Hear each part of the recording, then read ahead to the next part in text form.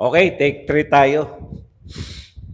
Magandang araw sa atin lahat mga kababayan, saan man panig kayo ng digdig naron. Dito na naman tayo sa another episode ng ating vlogs, Badong Aratilis po.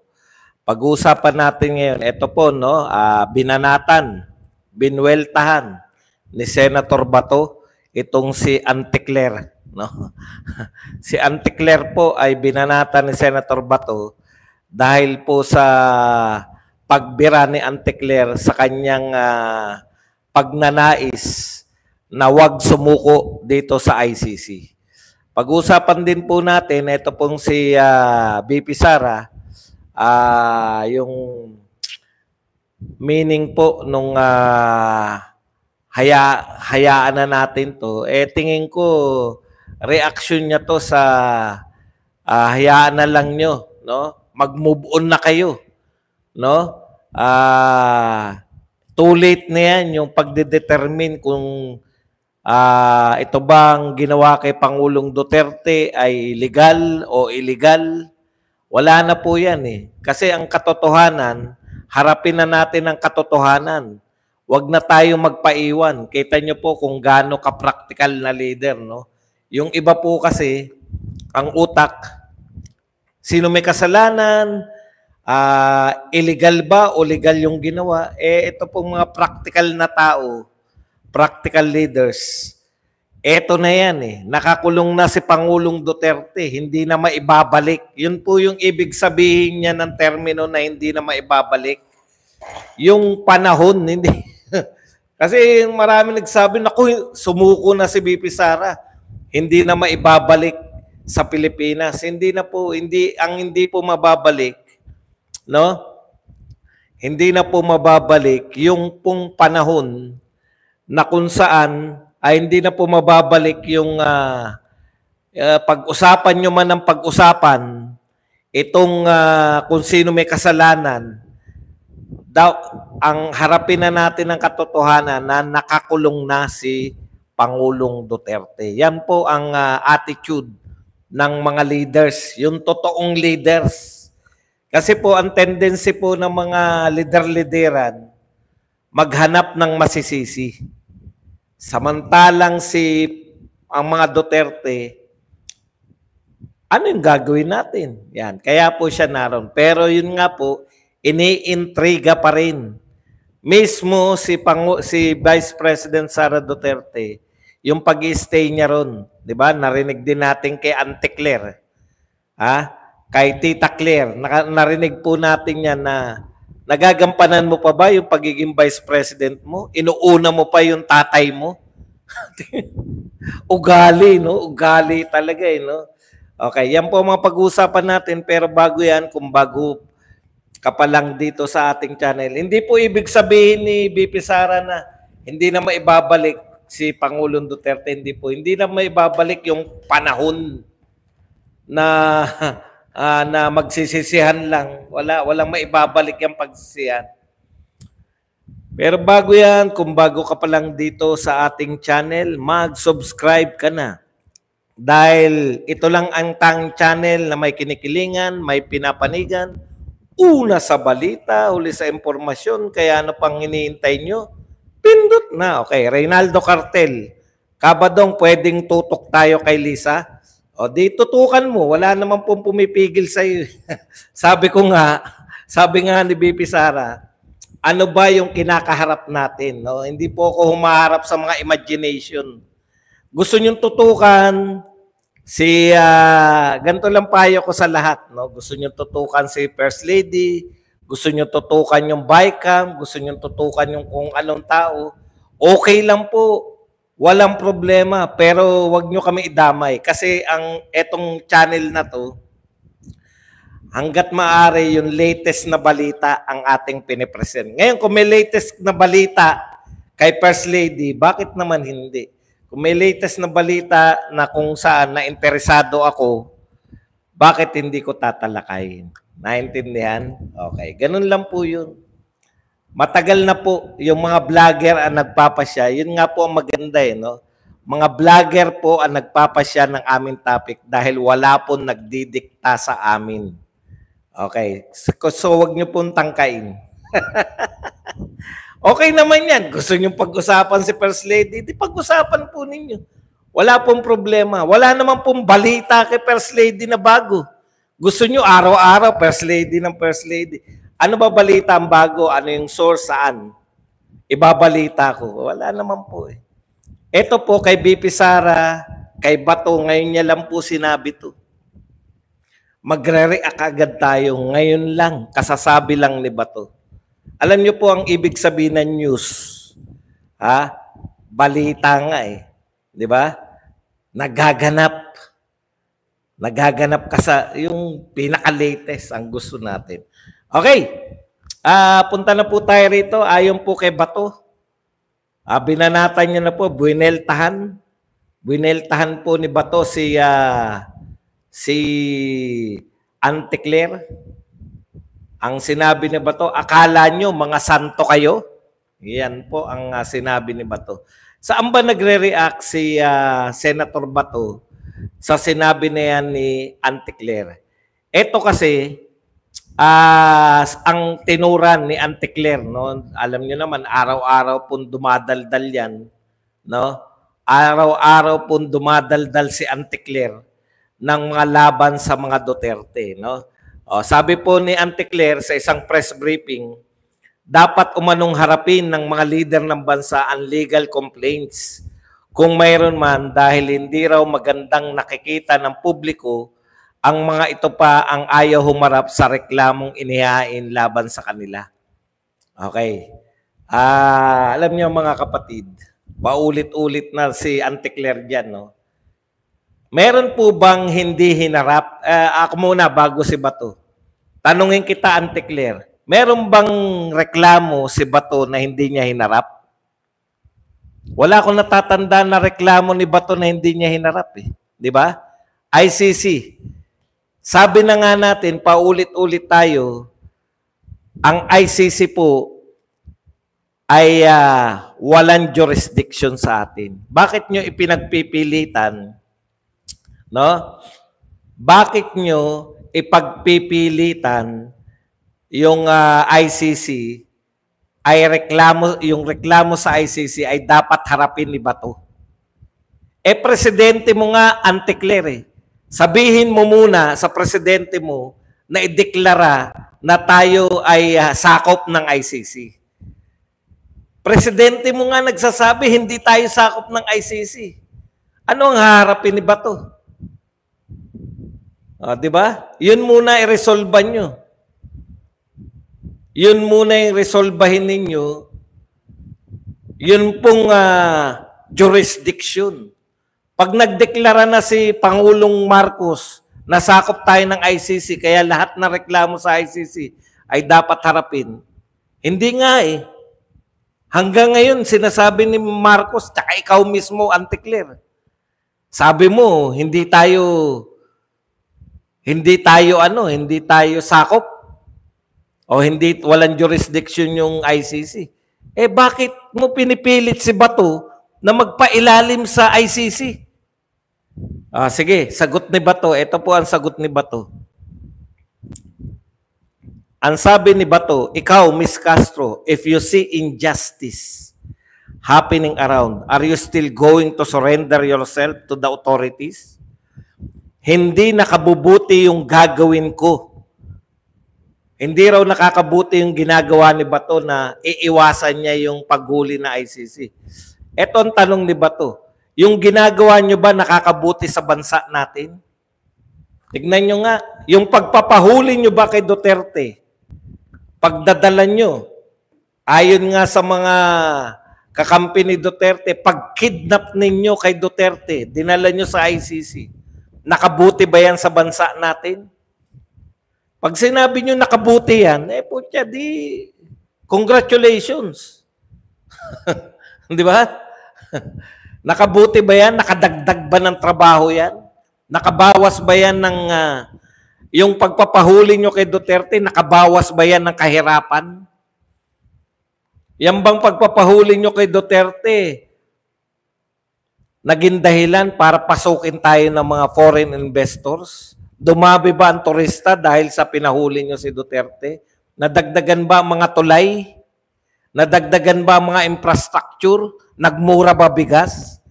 Yan yung problema sa inyo eh. Ang dami nyo dapat tugunan. No? Yung problema ninyo sa politika, yung threat sa inyo sa politika, yun ang inuuna ninyo. Least priority yan eh. Alam nyo po, pag ang pamahalaan o leader, hindi niya alam kung ano ang kanyang prioridad. Ang politika po, least priority ni Pangulong Duterte. Inuna niya nga, war on drugs. Bakit? War on drugs, war on criminality. Build, build, build. Eh, sabay-sabay, kaya naman ni Pangulong Duterte. Okay, dagdagan pa natin yung sinabi ni Bato. Ang point dyan ni Bato, yung hinuli nila at dinala si dating Pangulong Duterte doon sa dahig, nakakabuti ba yun sa ating bansa? Sabihin nyo, yung buong mundo, yung pananaw sa atin, pinagtatawanan tayo. Pinagtatawanan tayo ng ibang mundo, ng ibang lahi, Antikler.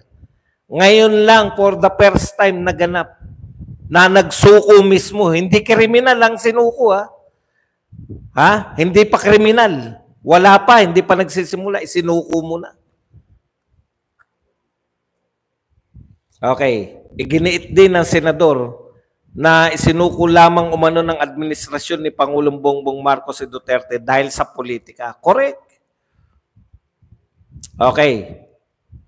Dito ko hindi sang-ayon kay Senator Bato. Sabi ni Senator Bato, nakakabuti sa kanilang chances politically dahil nabawasan ng isang Duterte na makakalaban nila. Yun naman ang talagang punot dulo niyan. Yung makapagtanong kayo, kala nyo mga santo kayo. Okay. Punot dulo talaga politika. Pero hindi ako naniniwala, sorry Senator Bato, hindi po yan nakabuti sa kanila. In fact, nakabuti yan sa mga kandidato natin. Wala pa naglalabas ng March eh. Wala pa naglalabas ng survey. Wala yata nag-survey ng after na mahuli si Tatay Digong. Dahil tinitiyak ko sa inyo, sa dami po ng kumakalaban na sa inyo, miski po yung mga ayaw, yung mga solid na Marcos na lang talaga yung naniniwala na, teka muna, Marcos pa rin kami. Pero karamihan po ngayon, sa ginawa ninyo sa mga Duterte, di ba? Unity kayo na unity, mismong kapatid nyo, nilalaglag nyo. Okay. Yan po ang mga pahayag ni Senator Bato. Tama yan. Ako naniniwala sa iyo, Senator. Naniniwala ako sa bago mong paniniwala. Tama na yung mga brabado na susunod ako kay Pangulong Duterte sa dahig para may kasama siya. Kaya niya na yun. Dadagdag ka pa. Huwag ka nang dumagdag. Di ba? Gayahin mo yung mga nagtagong senador. Dahil wala talaga eh. Wala ka talagang chance pagka ikaw ay nagpahuli dyan sa ICC. Hindi sila patas. Etong gobyerno natin hindi patas. Dating presidente, alam na natin lahat, walang jurisdiction ng ICC. Hinuli at binigay. Ngayon, nalantad pa sa atin, ayon kay Roque. Yun palang, yung notice yun? Anong notice yun? Di ba yung red notice sa Interpol? Yun pala, yung notice, ano yung isang termino na notice? Pakibanggit nyo lang po dyan. Nakalimutan ko lang ngayon eh. Diffusion. No? Ayon kay Roque. Sanay po yan, international law yan. Ano po si Roque? ICC accredited. No? Bagamat minsan hindi tayo sumasang-ayon sa mga pinagsabi ni Roque. Pero wala tayong karapatan na questionin yung kanyang definition niyan. Sabi ni Roque sa diffusion, notice of diffusion, tayo pala, Pilipinas pala, ang nagbigay ng notice sa ibang bansa. Imagine, hindi po Interpol. Walang kinalaman ng Interpol. ang nagbigay ng diffusion notice, nakikiusap tayo sa ibang bansa,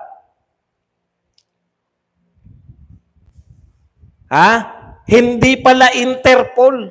Kaya pala wala sa Interpol website. Pilipinas ang nag-request, hindi sa ICC, sa Interpol. Tayo nag-request. Ngayon, ang gagawin pala dyan, pag-aaralan ng Interpol yung request natin, pag napag-aralan nila na valid yung request natin, tsaka sila mag-i-issue ng red notice. Pucha, tayo na nag-request, tayo pa ng huli, dinirekta pa natin sa ICC. Talagang, kaya nga lang, sabi nga ni BP Sara, no? Tapos na yan eh.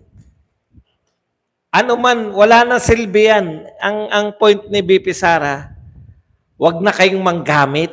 Yun yung ayaw lang sabihin ni BP Sara eh. Di ba? Ang point dyan ni BP Sara, tapos na yan eh.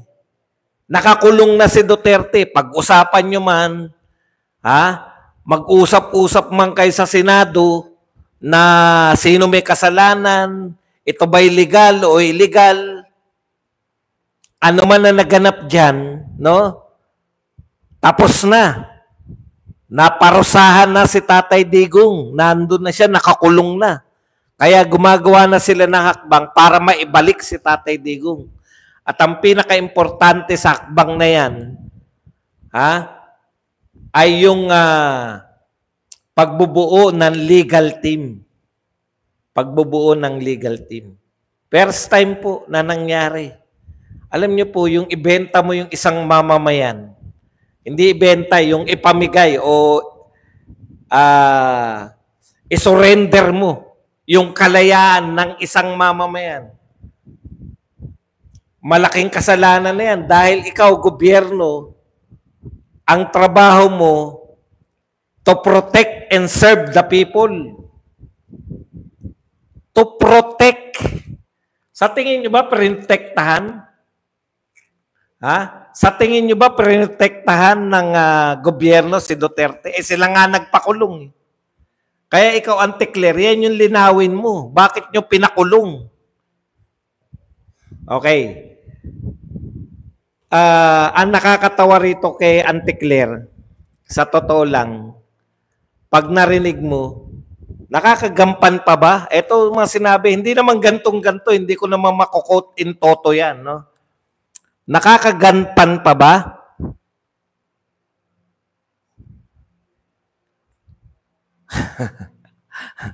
Alam niyo yung termino, okay na yan eh, pinamigay, pareho lang din naman, pinamigay na natin sa ICC. Okay. Ngayon po, mamaya po mga tanong, sasagutin ko yan lahat, mamaya magtanong kayo. Ang isa pang malupit dito, no? Patuloy po sila. Yung mga dyaryo po natin, may mga bago pa natutuklasan kay BP Sara na mga pangalan daw di umano doon pinaggamitan ng confidential fund. Hanggang ngayon, confidential fund pa rin. Lapit nyo nga mga ulo nyo, kayong mga taga-dyaryo. Hindi ba? Hindi nyo ba alam na meron ng tinatawag na impeachment complaint? Hindi ba sinampahan nyo na ng kaso si BP Sara sa impeachment court? Ano po yung paninirang kinakailangan nyo? Sa kasong isinampan nyo na. Ibig sabihin, wala silang tiwala, sila mismo, paniniwala nila si BP Sara ay ma-acquit. Kasi wala namang kwenta yung mga ano nila eh. Yung isinampan nila eh. Hindi nga nila masampahan ng, hindi nga nila malaman kung saan dinala eh. Alam niyo po, pag nag-akusa kayo na yung pera, ipi-paper trail nyo yan. Saan napunta yung pera na sinasabi ninyo?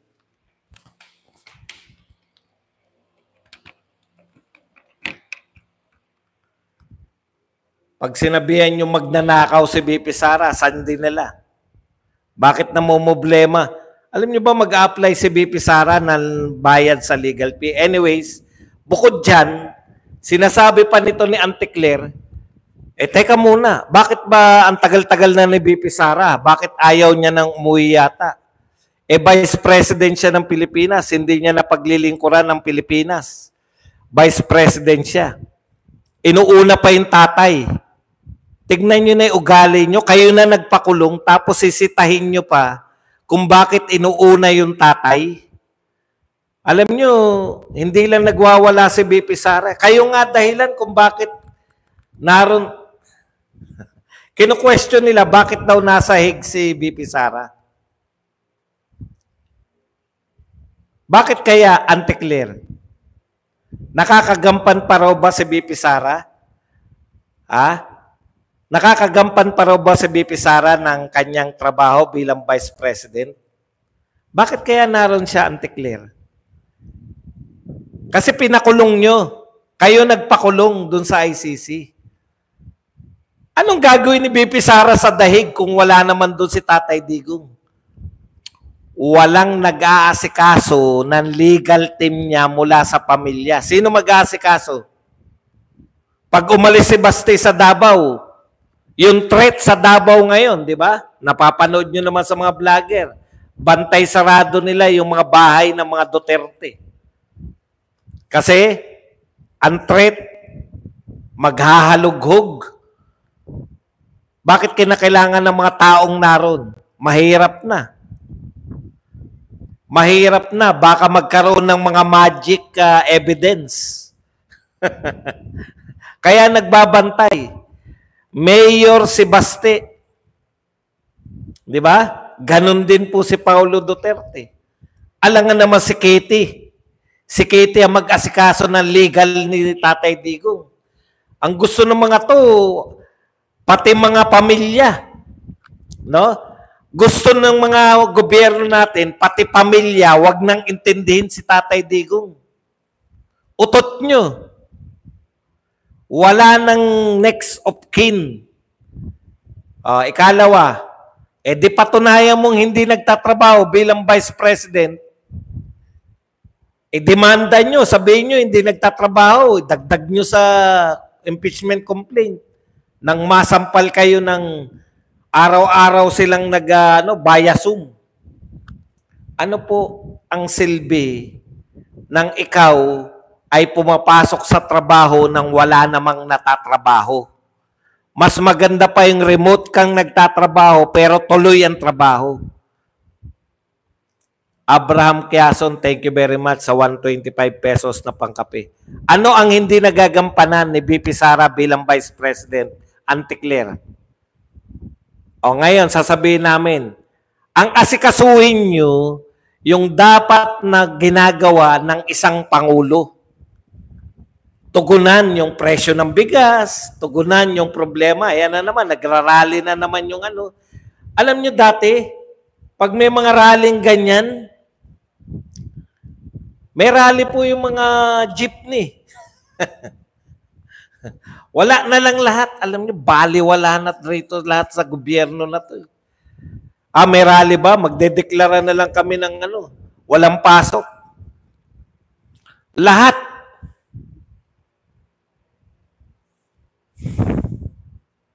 Hayaan na lang. Matatapos din yan. Rally na rally. Hayaan nyo lang yan. Matatapos din yan.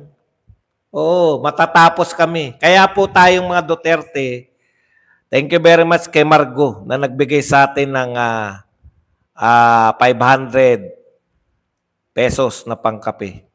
Yan, i-add na natin siyang moderator. Meron pa nagpakape kanina eh. Teka lang, tignan lang natin. Baka meron tayo na lagpasan na nagpakape, hindi na magpakape muli. Sino ba yung nagpakape pang isa? Nabati na ba natin yun?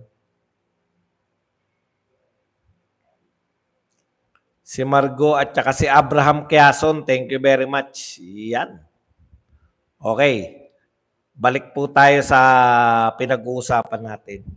Alam niyo po, nakakasama po ng loob na ang dahilan kung bakit naroon si BP Sara dahil kagagawan ninyo, pinahuli nyo si Duterte, Tapos sisitahin nyo bakit naroon sa Netherlands. Eh kung hindi nyo pinahuli si Tatay Digong, hindi naman pupunta ng Netherlands yan. Alam nyo po, natatandaan ko, minsan lang po umalis si BP Sara, ginawan nyo pa ng issue. Minsan lang umalis si BP Sara dahil ipapagamot yung nanay sa Germany. Tapos nagkataon, no, na bumagyo. Ginawan nyo pa ng issue. Kahit may bagyo, naglalamyerda sa Germany. Kasi manunood daw ng concert ni, anong pangalan nun? May magko-concert daw sa Germany, kaya pupunta dun. Itinulad nyo pa sa Pangulo nyo na mahilig manood ng concert. Panay intriga, walang katapusang intriga sa mga Duterte, Taylor Swift. Imagine, pinagamot yung ina. Alam niyo po, tao ko sa gobyerno. No? Nagpapaalam kami sa mga boss namin pag kami maglilib. Kaya yan, inapprove ni BBM yun nung naglib si BP Sara. Ngayon, eto, kahit hindi nyo i-approve katungkulan ng anak na protektahan yung ama na hindi ginawa ng gobyerno. Ginawa nyo ba yan? Dapat nga kayo nagpoprotekta sa totoo lang. Pag meron nakulong, naalala ko noon, nakulong si Sara Balabagan. Bakit ba napalaya si Sara Balabagan? Di ba? Hinabol ng gobyerno natin. Nakalimutan ko na kung sino man ang presidente nun. Pero hinabol yung ng presidente natin, si Sara Balabagan, para maalis sa death row. Tapos, pinagsamantalahan naman ni Arnold Clavio. Oh, huwag mong i-deny yan.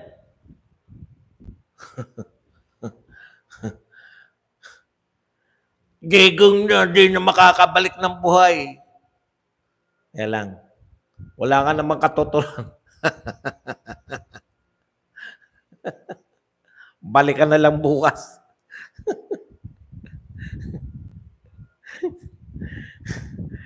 Ganyan din ang sinabi nila kay Rizal eh. Hindi na makakabalik si Rizal dahil baka barilin na namin. Ano po ngayon si Rizal? Pambansang bayani.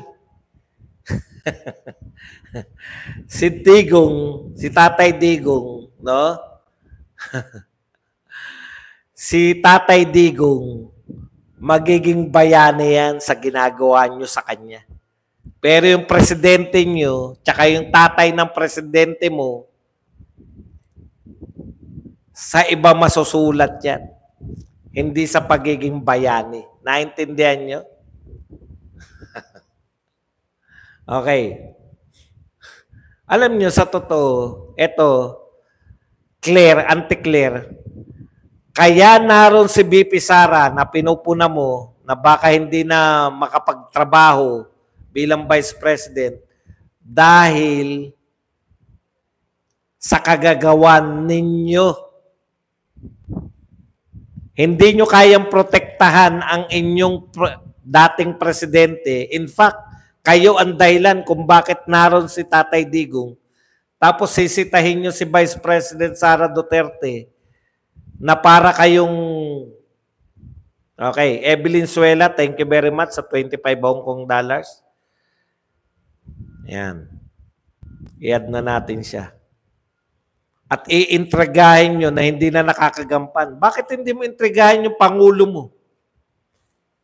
Kung nakakagampan pa ba sa pamumulitika na, puta, ang sipag ngayon mangampanya eh. Alam nyo kung bakit masipag si BBM na mangampanya? Pag natalo mga bata niya at may nag-file, ng impeachment sa lower house, alam nyo naman, pag natalo sila, pag nanalo yung 10 natin, halimbawa, majority natin, pumasok dyan. Tapos sila, 2 lang. May nagsampa ng impeachment. Yari yan. Kaya siya ngayon, hindi po siya masipag dahil sa inyo na mga kandidato niya. Sinisibagan ni BBM, kaya masipag para makakuha siya ng numero. Makakuha siya ng numero, baka buweltahan siya. Ma-impeach siya, baka siya yung masalang sa impeachment. Pangkape po, para magpatuloy vlog nyo, mabuhay po kayo. Maraming salamat kay George Anthony Fernandez na nagbigay sa atin ng 125 pesos. Okay. Kinakailangan niyang mangampanya, magsipag for survival. Kanina, napanood ko yung interview ni Amy Marcos. No?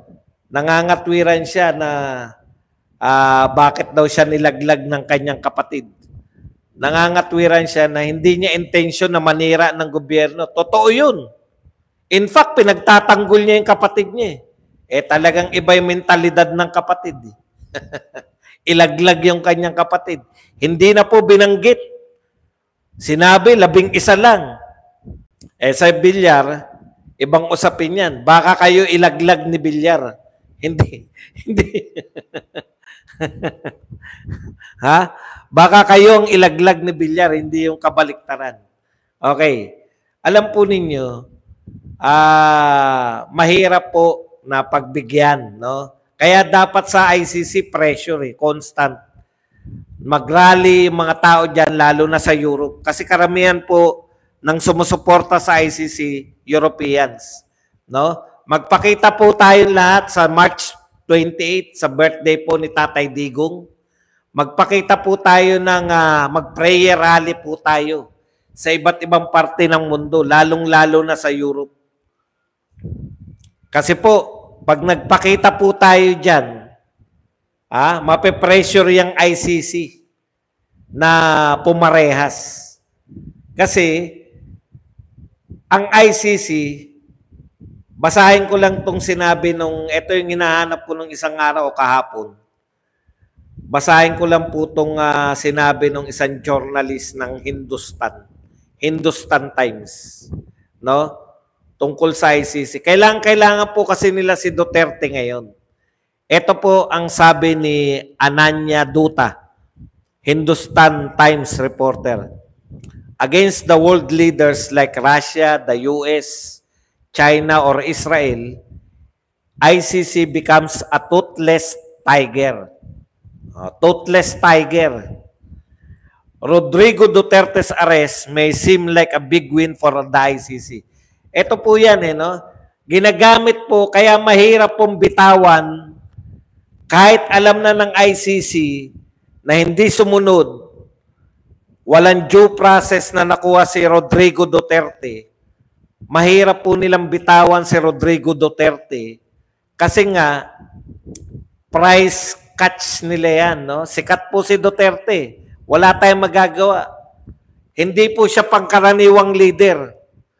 Lahat po nakakakilala sa kanya. Kasi, antindi ng impact ng kanyang di ba? War on drugs. Okay. Sa kasikatan po ni Rodrigo Duterte, no? Yan po ay parang somehow makakadagdag po yan sa prestige ng ICC. Na wala naman po. Wala na silang prestige. Magdeklara man sila na ganon-ganon. Wala naman silang naniniwala na sa kanila. Tuloy natin. Rodrigo Duterte's arrest may seem like a big win for the ICC. Pero, it only exposes the court's weaknesses. Pero sa totoo lang, in-expose lang ang kahinaan ng ICC. Bakit? His detention was driven by Philippine politics, not ICC's power. So it acts when the political landscape allows it. So pinatunayan lang talaga ng ICC na toothless tiger sila dahil hindi naman sila yung nanghuli kay Duterte. Hindi naman sila nakapanghuli. Wala namang tumugon na bansa para hulihin si Duterte. So it acts only when the political landscape allows it. But against world leaders like Russia, the US, China, or Israel, it becomes a toothless tiger. Okay, malinaw po yan. Yan po ang papel ni Duterte para po magkaroon ng prestige, no? Magkaroon po ng prestige itong ICC na may silbi pa kami. Kaya po importante na sa birthday ni Tatay Digong or around the birthday of Tatay Digong, makita po ng mga European countries na talagang sumusuporta kayo, tayong lahat kay Tatay Digong para mabaliktad po yung pressure. Sila na mismo yung pressure sa ICC. Teka muna, no? Bakit nyo yan, yung isang tao na hindi binigyan ng due process, anong uri kayo ng international court, na nagsasabi na kayo ay international court para dahil hindi makakuha ng katarungan yung mga tao ninyo, tapos gagawin ninyo sa akusado, gagawin nyo sa accuse, yung ayaw ninyong gawin, kaya kayo tinatag, ayaw ninyong maaapi yung mga tao. Pero bakit kayo ngayon na nang-aapi? Dapat ngayon ganun eh. Ganun ang pressure sa ICC. Ayaw nyong inaapi ang tao, kaya nyo nag-iimbestiga kayo. Kaya kayo nagpapahuli ng mga leader. Pero pag nakahuli pala kayo ng isang leader o manghuhuli pala kayo ng isang leader kahit illegal, no? Wala kayong pinagkaiba sa mga sinasabi niyong leader na gusto niyong litisin dahil mga illegal ang pinaggagawa. Yan kayo, ICC. Ipokrito kayo. Ipokrito. Toothless tiger na ipokrito ang kaya nyo lang yung mga bansang tulad na Pilipinas na leader mismo yung nagsusuko ng mga kalaban sa politika. Yan ang katotohanan, ICC. O, yan dapat ang ma-realize ng mga Europeans para ma-pressure tong ICC na palayain si Tatay Digong. Kasi ngayon po, wala na po yan eh. Yung kahit mag-issue ang Supreme Court, hindi po kikilalanin yan. Lalong mapapahiya po. Imagine niyo, inuutusan ng Supreme Court natin, halimbawa po nag-issue yung Supreme Court, pabor kay Duterte. Tapos utusan ng Supreme Court natin ng ICC na ibalik nyo si Duterte dito. Tapos sumagot, o di nakakahiya lalo. Ayaw na nga nilang mapahiya eh. Kaya sila po ang magsasabi na sila nagpalaya kay Duterte. May tsansa po ba? O kaya ka bumuo ng mahusay na legal team para magkaroon ng tsansa na makabalik si Duterte sa Pilipinas. Meron tsansa.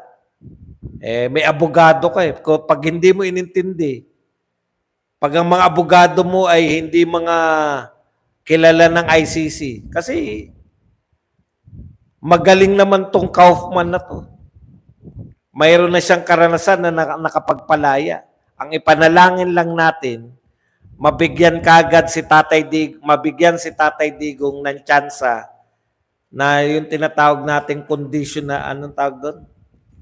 Yung palalayain muna siya kasi napakahaba daw po. Napakahaba ng trial sa ICC. Yung na-acquit na dating tauhan ay dating inabogado nito ni Kaufman, Vice President ng African country. 10 taon na nakakulong, tapos acquitted. Imagine, interim release. So ipanalangin natin sa ating prayer, yung power of the prayer yan, no, na matauhan, mapapahiya, ipahiya natin ang ICC na yung kanilang nililitis ay kinuha sa illegal na paraan. Para hindi matulad si Tatay Digong na nililitis ng 10 taon, tapos sasabihin na not guilty, naknampo pa. 80 years old. Tapos plus 10 years, 90 years old. Uuwi talaga si Tatay Digong na bayani. O yan ang hindi naunawaan ng mga to. Gusto nyong si Tatay Digong ma-eliminate nyo, pero forever, ako tingin ko wag naman mangyari, knock on wood. Pag may nangyari kay Tatay Digong, instead na yung instead na binura ninyo yung political